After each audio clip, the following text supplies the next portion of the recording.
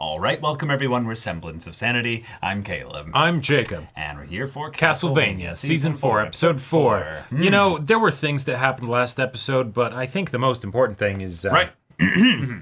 Striga. Yes. Day armor. Oh my. God. Yeah, we get it, Castlevania. You know, the Berserk adaptation, it would be awesome. Berserker armor. You want it bad. Yes. You down bad. Oh, we all down bad. I would... What we would do. Yeah. No. But, you know, there are other things There are other important characters Isaac and is really just keeps doing his Oscar-winning scenes, you know, and everything. And, like, he's pining. He is really changing as a person, and he's realizing that. And his underlings that are intelligent and sentient and all of that are commenting on it and everything. Awesome, cool, good stuff. And then, of course, you know, Trevi and Sypha. Trevi. I like Trevi. Trevi kind of works. It's not quite as offensive of a pet name as Treffy, you know?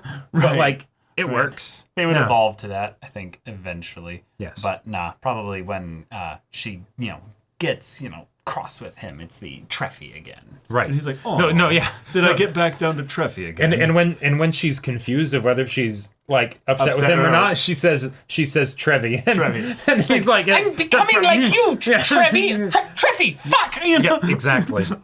Absolutely could see that. Yes. These characters are lovely. But let's get some time with Alucard again. Yeah. Yeah. So y'all, without further ado, let's get into this.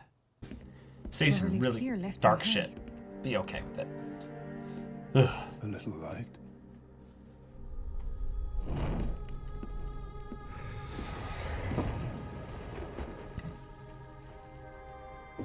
Speaking of leaving in a hurry, you really wanted to get away from Zamfir.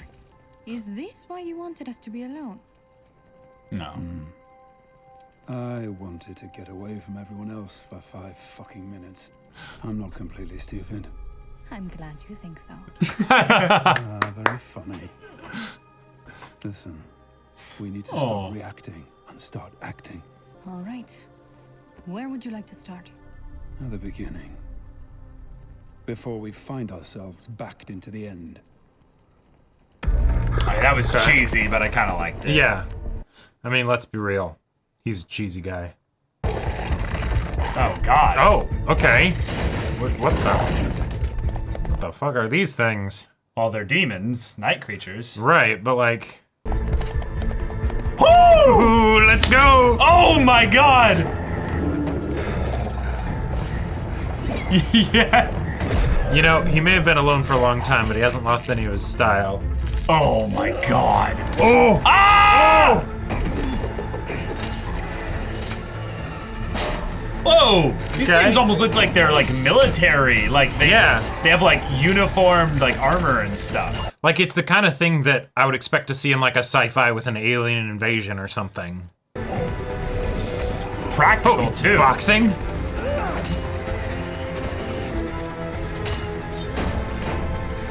Alright, gotta go past this one. Whoa! Oh!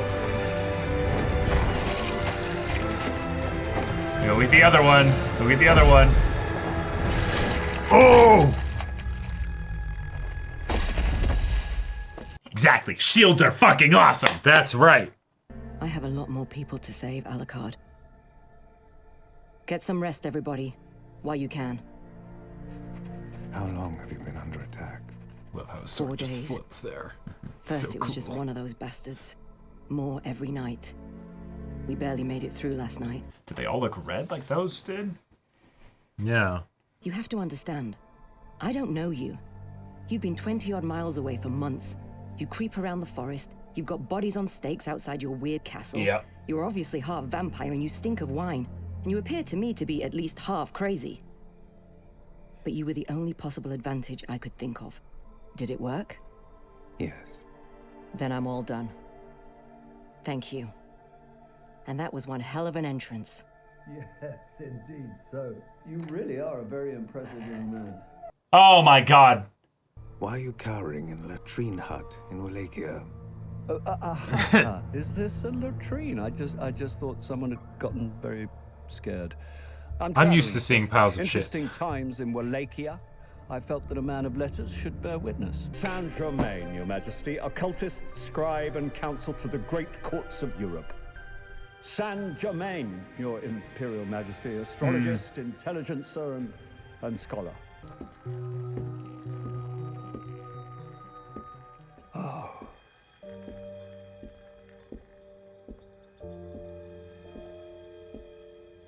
There Is that she her? Did he get her out?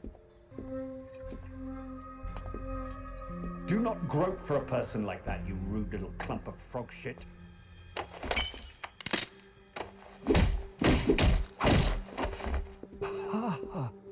Saint Germain. Swift violence is not my forte, but I certainly recognize and admire an expert. The sheer breadth of your travels is incredible. I'm frankly amazed. Let's get to you know ever her. coming Yeah. back to this shithole, and delighted. It almost makes it seem more like just the idyllic memory that he has of her, you know? Yeah. Right. It's the little gem, yeah. The infinite corridor is a route to many other worlds. It is in fact a system of doors to other lands, separated from our own by space and time. A long time ago, I lost someone. Portals to the corridor are few and far between, and they drift in and out of existence. This is interesting that they're giving us all this, not Like- again, but like kind of with a Yeah. with like fresh perspective, I guess.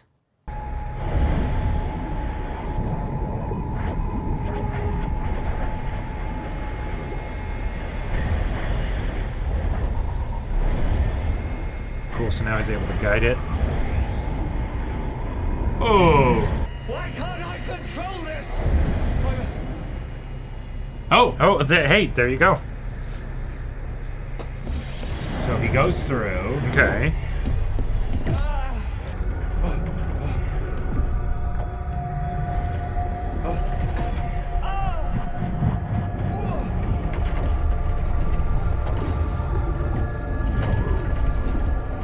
If I didn't know that he made it back to the real world, I would think that he got stuck here somehow, you know?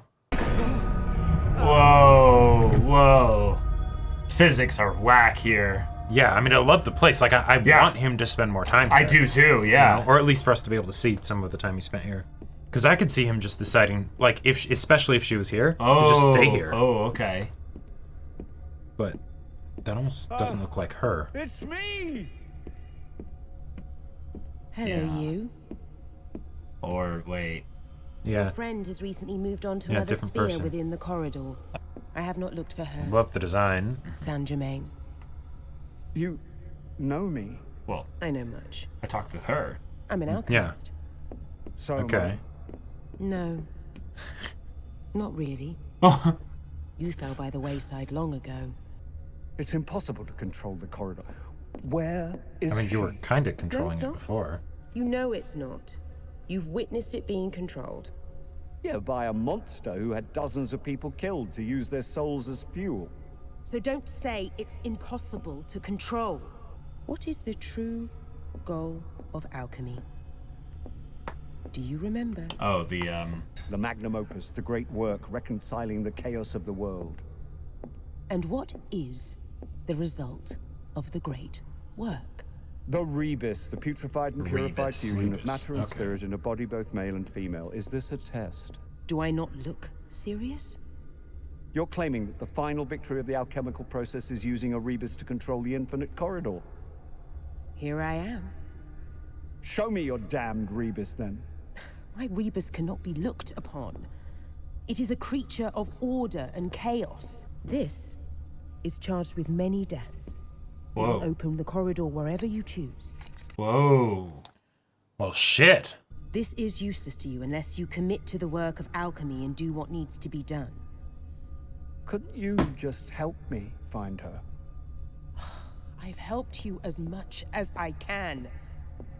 What remains is your task, not mine. Commit. Sacrifice your ethics, your morals. Sacrifice your soul to the task. You must give everything Well, to it, and you must here we go. cause pain in the doing of it. Yeah. Do you love her enough to do that, Saint Germain? I'll do anything. Just give it to me! Well, Okay. there goes his ethics and morals and all that. Yep. All right. Oh, God. Oh, God. Why didn't you just... Why couldn't you just help me? Oh God, yeah, he's breaking. What was the final location of Dracula's castle? Oh. Gotcha. Oh, resting in hell. Dracula. Right. But So he's gonna try to resummon Dracula. sure. That's how he can make the rebus. We have a project in common. Okay. And what might that be, Varney of London Wick? 1,000-year-old vampire beggar and tramp. You heard him. I say again, what project? Returning Dracula to this world. So who would tell Varney though about that? Yeah. What a damn shame. All these little lives. Fuck. It doesn't mean anything to him now. They all have lives. You have nothing. Is that fair? Well, okay. Well, he's changed. Oh. Oh, okay. Oh. Someone brought your stupid bloody horse back. That's a good horse. Okay. Don't shit cool. talk my horse. Yeah. Whoa, a whole Whole lot small of people. Troop of people. Well, such a talent with the common people, but it's wasted out here, don't you think? This I world think is she's probably right where she's imperfect. supposed to be. They're from Lhasa, a village about 10 miles away. They've been walking for hours. They were attacked, too. They lost many people to vampire and night creature feeding attacks. Interesting. Why would they be burning the villages, though? If vampires are involved, this isn't the blind destruction we're all used to with night creatures. They're conducting feeding to sustain them through continued battle. It hasn't worked out well so far, has it? You may have a point, Saint Germain. Perhaps. Just until like we all find out clockwork. what's going on, perhaps the remaining persons in your Ooh. charge might be moved to a more secure location. Greedy. Your castle, possibly. See, he was already thinking it. Yeah. And it could be the awkwardness of, I know it's your castle. And God Right. sits in my dinner once again. Oh, I really am turning into Belmont. Is life even worth living now? All right. Okay. Saint Germain. He's Yeah. back. He's an antagonist. I like him as an antagonist. I thought too. he was Yep. kind of in this weird middle ground in season 3 of being a not main character, side character, and now he's just the antagonist. He's manipulating vampires. He's manipulating all kinds of villagers, people, Alucard, Yep. to set up a way to summon Dracula. And I appreciate this a lot because with season 2 in particular, having Dracula as the sort of like main antagonist essentially for that, it's perfect, right? It gave the story focus. Gave the story focus, right? Yep. It was very effective.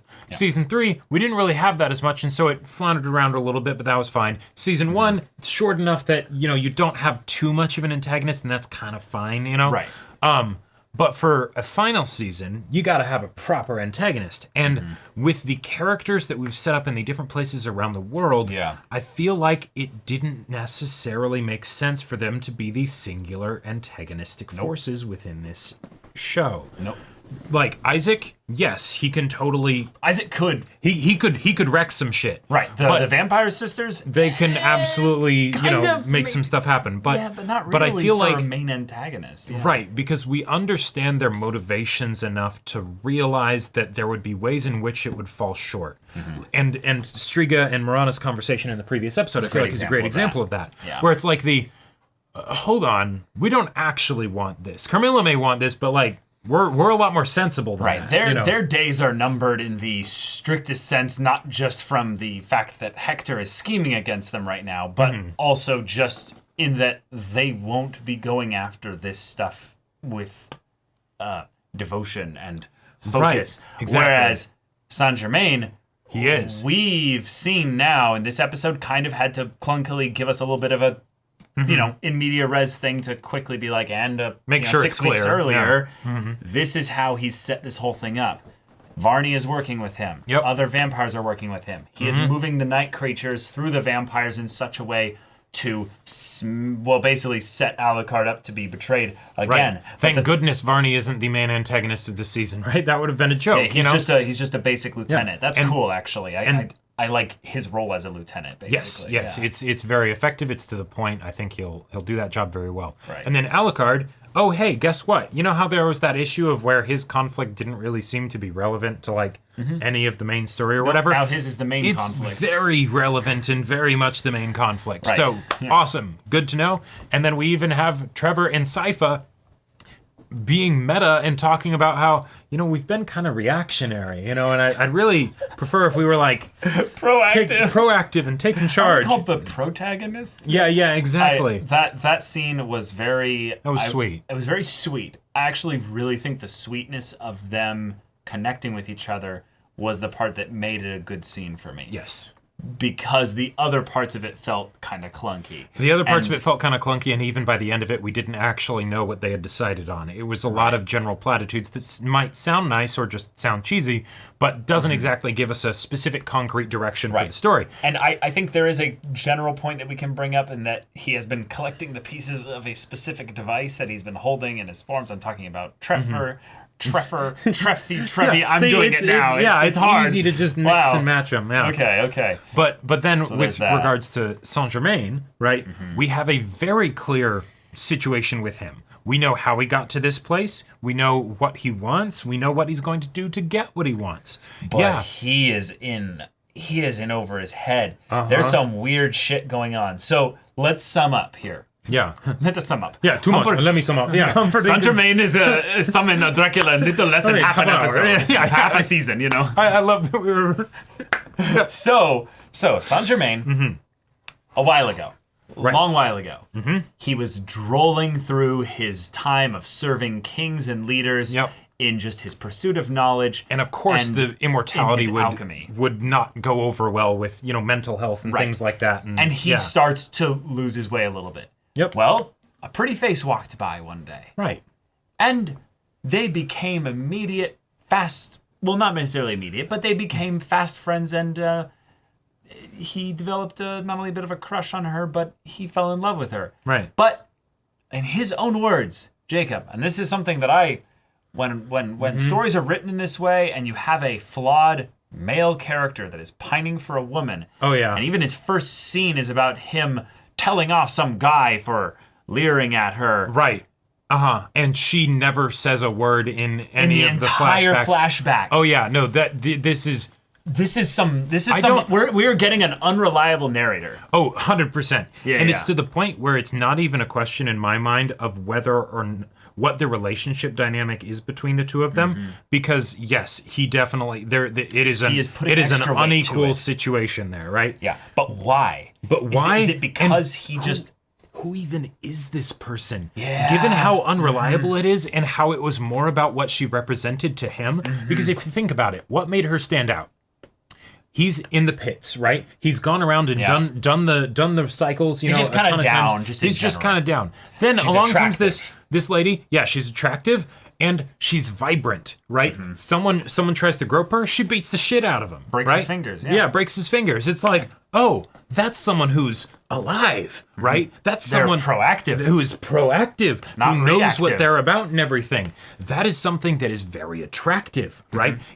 Even if, the person's not like fighting somebody or whatever, right? If you see someone like that, you can tell, right? That they're on a mission, and that is magnetic, right? So then, of course, for someone like him, he's then like, oh yeah, I have to get to know this person and all that stuff. Yeah. And they do seem to get along fairly well at the very least. Right. Yeah. Like even through the unreliable narrator, they probably did actually read the books and stuff, and they tried to explore the Infinite Corridor.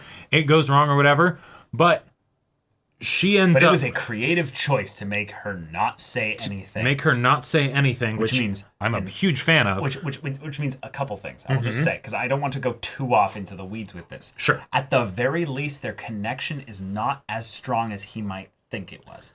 Now, Right. let's not go any further than that, but other than just go from there to, okay, he loses her, right? But specifically, there's something where he says, "Take my hand," she doesn't, and she throws him something. Yeah. That means it was essentially kind of her choice for them to be separated.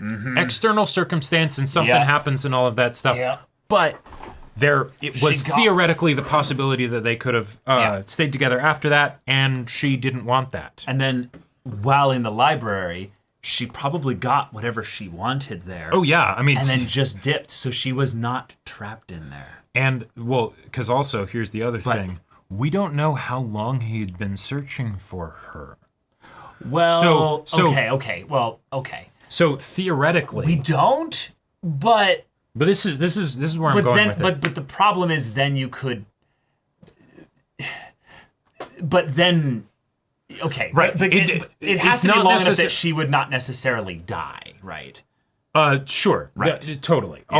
Although I will say, if you get into infinite spiraling library nether space place with a real alchemist and all of that stuff, and there is an indeterminate amount of time that a character spent there, Yes. they could Change. Not only do we not know who she was beforehand because we never see her speak in the flashbacks, but whoever she actually was and then who she ends up being when he reunites with her at some point could be vastly different. In fact, I would expect her to be a vastly different kind of Yes. person, right? Yes. Because infinite Absolutely. cosmic knowledge or whatever, yeah, that'll do some shit, right? And someone who is a very eager Teacher? Yeah. And I will just say, one of my favorite, and I brought this up. I brought this up because in season 3 we had the random lady who was the Yes, the Kreia lady. Yeah. She was exactly. the Forge Master. Yeah, right. the other Forge Master. Yes. Yeah. I love the creepy, kooky, solitary fantasy character that just speaks confidently about things. It tickles my fascination because I'm like, what's your story? Oh, and yeah. you just don't tell their story. I thought They're you not were- there to have their story be told. There's so many characters in fiction that do this, and they range from being just a funny little serendipitous encounter to being an actual god. And it's like the breadth of scale is that you can be all along those lines. And we already have a being who essentially is a god person, right? A little g, you know. She like when she was talking She, about in so traversing the worlds and stuff. She even compared made herself it. to a god. She made it. She's like, I can go through the infinite corridor and to all the other places like a god. You know, it's like, why okay. would I leave here? Right, exactly. This is great. This is the perfect place for me. You know, I mean, hey, you get it, girl. Phenomenal cosmic power and infinite portals and libraries and stuff. That sounds awesome. I wouldn't be surprised if civilizations and cultures revere her as a god in some contexts. Absolutely.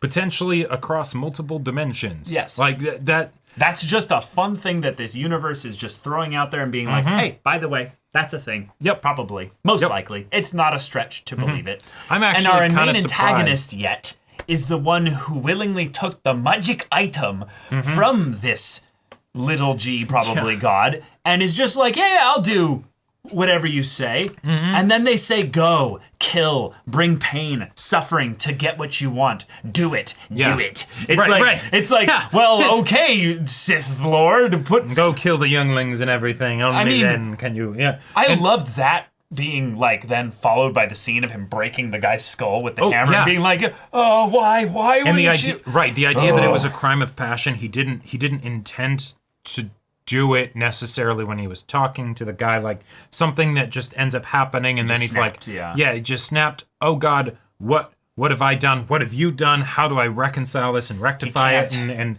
okay, spiraling. I guess this is like.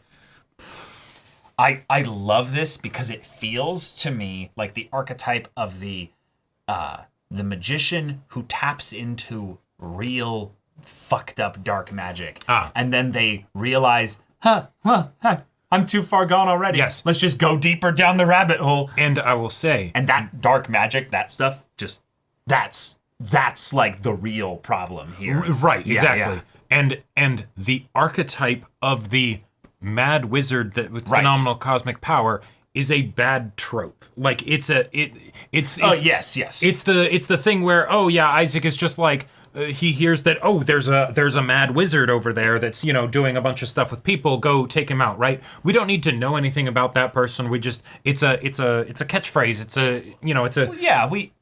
Right. Yeah, it's okay if you see someone become that. Right, exactly. It's not a bad trope in and of itself. Well, I would say it is, and that's why it's not that it's bad all the time, but like it's been used so much. Point is the fact that a lot of pre stuff to get to the main point of. I really like that we get to see this here, both in this episode and with the context of the stuff in the third season. Because if Saint Germain were to be introduced as what he is now, well, it wouldn't be done this way. No, right? totally, Yeah, right? yeah. But that would be something that would be a lot harder to appreciate just how scary it is if you don't see the path that brought him to that place. Right. And so the path is very it's a slippery slope. well, it's I will bring up actually that it's probably a lot shorter of a path than the immortality seems to kind of hint at. Yeah, all it takes is one bad day. No, it's the idea that he is aimless. He meets her. They are not aimless. Meaning that whatever time it was in between then and her getting into the infinite corridor with him and being stuck in the library, she looks exactly the same. That's probably a very short period of time. At first, when you were saying that, I thought you were talking about the person with purpose being the alchemist that he ran into. But yeah, the girl. Yes. Meaning that it's almost eerie how quickly he went from being the aimless immortal to just sort of doing his thing too. Now I'm focused and I'm honed in. Right. And I am making shit happen, but buddy, you need to pull up. Like you need to you need to touch grass. You need to touch grass. You need to get out of the plane and sit down for a second because it's only you're not been seeing things straight. It's only been 6 weeks since the previous season. Like, think about that. And while we definitely did get some of the sussy vibes from him in the previous season, right? He was, all things considered, I would say, doing pretty well. Like with all the stuff that he was dealing with and all that stuff. Hey, right? You figure out how to deal. Immortality's got to be a hell of a thing, right? 6 weeks later, he's all like, okay, so yeah, because he met a true alchemist in a library. Yeah, what does life even matter anyways? It's, these people actually have lives, right? That's not fair, That's again why I don't think he has any real relationship with the girl. Same. Because he just so quickly is then put on this, I must do this way. Otherwise, how am I going to navigate the infinite corridor? Well, do this. This will make it work. It will? Yeah, because I say so. Okay, I do it, but, it's all to see her. Is it? Is it really? Also, something that I just want to point out. Now, granted, probably doesn't matter as much for him, given that he has this key that, according to her, and because he used it to get out of there, he can probably use it to get back in. Yeah. But if I were him, very first thing I would have done after getting that key is I would have been like, okay, cool, that is very good to know. I'm in an infinite library thing, and I'm an alchemist, someone who studies and uses that knowledge as power and whatnot, to try and, I don't know, verify what she's saying or like get some information of my own to sort of corroborate the situation. And maybe he did, but he certainly didn't spend much time in there probably, because 6 weeks later he's already got this plan that's like well underway. No, but I think that's what it was, is that plot-wise, we need to have a reason as to why he then believes he knows that he can summon Dracula. And that's that he spent an indeterminate amount of time in the library. He now knows the way to do it. He's then doing a whole bunch of things, and he has a bunch of people working with him who all want Dracula back. Right. But And I like the limitation that even when he's dealing with just a random vampire who, of course is ancient and powerful and all that stuff. Yes. It's the thing of the, no. Even though you could kill me, I may not like I may be immortal or whatever, or die of, or not die of old age or something, but you could absolutely suck my blood dry and I would be gone, right? But I know you're not going to. The confidence within that power that he possesses that is not the traditional Dracula kind of power where he is such the, Physical strongest force, and man in charge that he can sort of just let everyone do what they want. Like, it's the exact opposite of that. And I love it. It's very engaging. It's chilling. It feels like it's showcasing all of the wonderful aspects that this show has teased us with, that the humans are the really fucked up ones. Like just because they may not be monsters doesn't mean they can't be monstrous. Yeah. Yep. So. Yeah. And that's most of the episode. But Alucard, keep your sniffer ready. Right. And keep that sword and board set up. That was pretty sweet. That was pretty fucking awesome. I like that a lot. Like I like that a very lot. The riding on the horse with the shield and the sword like floating beside him and everything, and then the way the sword coming back and sheathing itself. That was like, and I love how she even like commented on it of like your low key swagger, and it's like, I mean, hey, like all things being equal, like right. You might as well, right? Like. Oh, man. Yeah. Okay. I also like that the visual stuff of the night creatures all being somewhat uniformed makes sense that if they were ordered in like a squad to do a thing here, it visually gives off this sus vibe of, wait, why do they all look exactly the same? Even Isaac's group that is pretty organized and stuff, they never break into like unified formations of specific types of demons and night creatures. No, it's a horde mass that doesn't have any uniformness at all. So what the fuck is the deal with these ones? Well, they were ordered by, Varney. Well, not just necessarily Varney, but Dragon, the one that he was slapping him out. So I want to see more of Varney though, because especially now that I know for sure that he's not the main antagonist of this season, we get to like him a lot more. I get to like him a lot more, and I want to see him just around so he can like do stuff and be like, no, I'm important. Like, he was excited that Saint Germain recognized him, even though he was like, no, like, I recognize you because everyone says you're awful, right? Like you're pathetic. You get attributed to a whole bunch of things just because you're one of the oldest vampires, yeah. And yet he was still excited just because he recognized him. Like, he didn't get pissed because he's like, what? I'm not pathetic. I'm awesome. No. So last thing, because I have a desire for Saint Germain to be the main antagonist, but to also be getting a bit Palpatined. So this true alchemist, what do you think she's getting out of this? Because I think she's manipulating him hardcore. Of course, 100%. Because I thought that was what was kind of going on similarly with the Forge Master lady and Isaac, but nothing came of that. Nothing came of that. So it's like, okay, I feel so like it could be the same thing. It could be the same thing. I could also see it being something where because the fish that she's frying are other dimension kind of fish, it might be something where she has some grand scheme, but effectively it doesn't matter because it won't necessarily influence these characters because their perceptions and their scopes of their world and their reality is so low on the cosmic bell curve that like effectively it doesn't matter. Idea. What if it's just about bringing Dracula back? Maybe. And she needs to come up with a really convincing lie to just be like, I need you to try and bring Dracula back. I feel like she wouldn't care. Quite frankly, at this point, I feel like Dracula would maybe be in contact with people that are of like a power scale of this, where it's like travel through dimensions and stuff. But he's in hell. But I feel like, this is stuff that is beyond Dracula. So even Dracula kind of feels like he wouldn't be that significant. Like, let's be real. If he is able to bring back Dracula from this, she probably would have been able to do that easily. Wait. No. So I have an idea. The one thing we know about her is that she said her Rebus is in hell. Right. So if Dracula is somehow her Rebus, that could be a reason for it, I guess. Right. But Dracula wasn't purified by fire.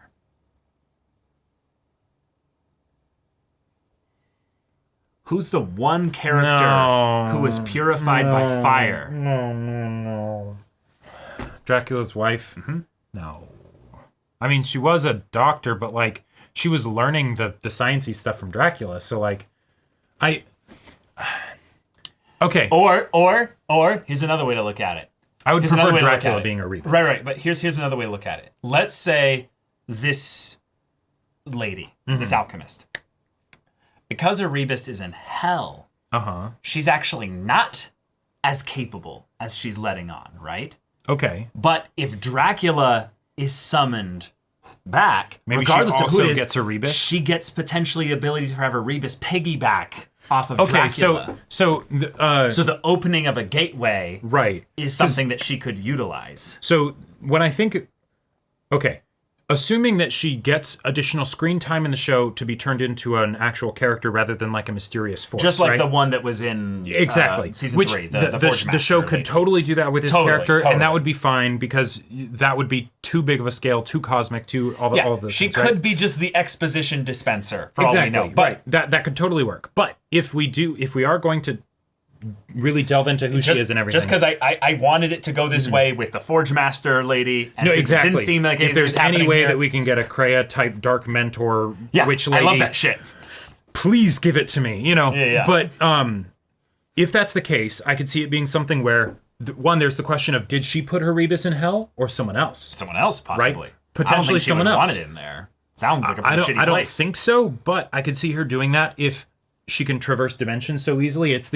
It's chaotic and dangerous. I put it in the cupboard that is hell. Right. Right. It's Like, actually kind of safe there. yeah, exactly. And then in that sense, she maybe isn't trying to manipulate anything because she can do all the stuff if she wants to, easy peasy. She's like, I'm fine. This is just one of my it's lonely at the top, so you might as well join. This is one of my right? homunculi that's going out there doing shit or something. Exactly. It's the like the mega successful people that are like, well, I kind of already did this, so I guess I'll just try and maybe pass it on to the next person because that's how I'll, right. Whatever, right? If it's something where her Rebus was put in hell against her wishes, then yes, I could totally see it being something where she's trying to get a Rebus back, and maybe that's how it works. Maybe that's something that does have repercussions for the main cast. Maybe it doesn't because she takes it off to other dimensions or something. Sure. Having Saint Germain be the one to do it, it could be because she's incapable of doing it. I would say that's unlikely. It could be because she's like, why would I do it and draw fire onto myself if it's something that ends up getting stopped, or if there's direct consequences for it happening? If I'm able to push Saint Germain to do something reckless, right? Something that because I'm so smart, because I'm a real alchemist, I know better, then I could say that would be a really fun reason for why she would do that, and also a way that Saint Germain could get comeuppance that didn't actually come from the main characters, because the main characters aren't really entirely going to understand all the stuff that he's doing. They might understand you're trying to bring back Dracula, but they're not going to understand all of the stuff why, and they don't really need to, unless he goes on some exposition villain monologue or something. Effectively, that doesn't ever need to happen, right? But if it's something where then he does his thing, they thwart it in some way, and then he's like, what? But you said it was going to be this thing. Yeah. And then it's sort of like a FMAB truth moment. Yeah, Smeagol lied, something like that, where all of a sudden he's like, no. And then she just smiles and, his soul gets consumed by the infinite corridor or something. He does seem like the one who is not really making an actual Faustian bargain. But he's like it's not an official bargain. He didn't necessarily sign his name on the dotted line, but he kind of did be like, commit to the religion, commit to the drink way. the Kool-Aid. And he's like, I will. Right. And then he's shown killing people. Yeah. It does feel like he's made an intent Faustian bargain. It's something where, in the best bargains, you don't actually need to sign in blood because you know that the person needs to do the thing that you're offering because it's too good of a deal to pass up. And then, no cosmic law that makes the consequences fall down on their head. It's just how they bring things it on be. themselves. It's how the cookie crumbles. Right, exactly. So, but I just wanted to really hammer in on that because she was so cool and mysterious and ominous and everything with her introduction. I want as much of her as possible, and yet this is the final season, so we gotta pick what focus we can get, and also it's still weird that we would get this focus for Saint Germain. which I actually kind of liked when he showed up again. It felt like he made a point to say Saint Germain, like very intentionally be like, remember guys, it's Saint Germain, you know? Like, we're good. Saint Germain. Yeah. Right. But, okay. That's very cool. Loving this direction for the season. Yeah. So y'all, thank you so much for watching this episode's reaction and discussion. If you want to see the next episode's reaction and discussion right now, though, go check out the link in the description below for our Patreon. You can get an early access there. You can watch full-length timer reactions there, and all this comes with Discord access, so you can chat with us in the community there about this show, animated shows in general, and also be sure to check out our Twitch channel. We stream every weekday. The info's in the description. Yeah, so if any of that interests you, we'll see you there. But until then, we're Semblance of Sanity. I'm Caleb. I'm Jacob. And we'll see you all next time.